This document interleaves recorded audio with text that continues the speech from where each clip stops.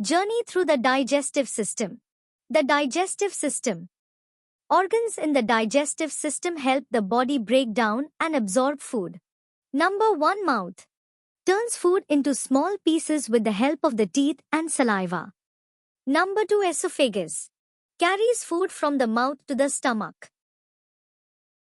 Number 3. Stomach. Churns and mixes food with gastric juice. Liver. Produces bile, breaks down fat, and removes toxins. Gallbladder. Stores the bile the liver produces. Pancreas.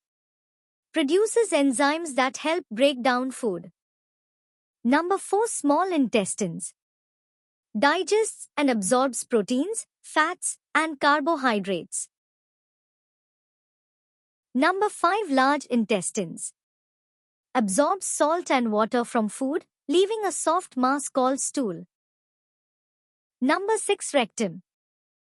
Acts as the stool's temporary storage. Number 7. Anus. Where stool exits the body.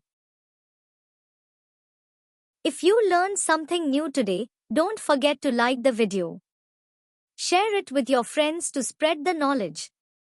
And subscribe for more amazing learning videos. See you next time.